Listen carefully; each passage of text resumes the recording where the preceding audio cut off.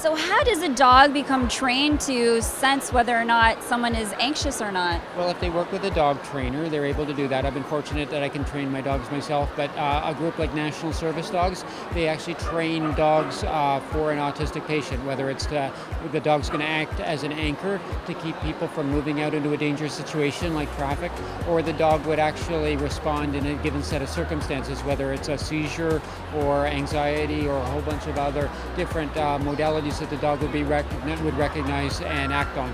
So Molly is actually your service dog. My service dog. I'm on the spectrum, and Molly helps me when I need some attention. I just thought she was a service dog. That's fantastic. So so how long has she been with you? She's been with me for 7 years, not necessarily acting as my service dog, but mostly doing education in the community for fire safety.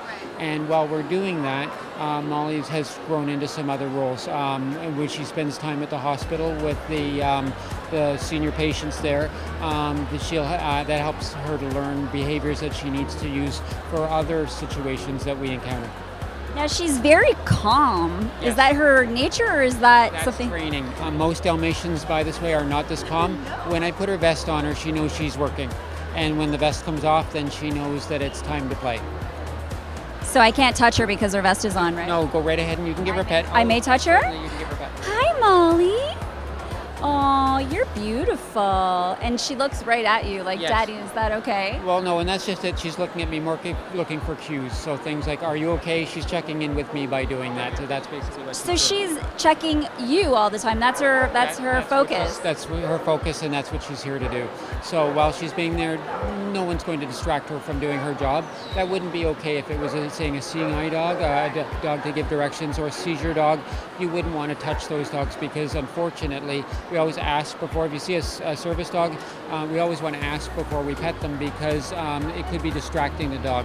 For Molly's job, you're not going to be able to distract her. I'm her world, and that's what she's looking for.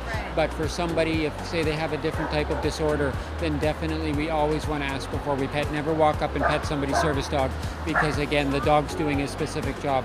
But she's been cross-trained to do other things. So how important are service dogs to the community? Well, I would say they're critical, and sometimes they've changed people's lives. We do fundraising for Wounded Warriors, and they help get service dogs for veterans and for first responders. So the thing that we do with working with Molly is that we do a bike ride each year to help raise money for service dogs for veterans and for first responders with PTSD.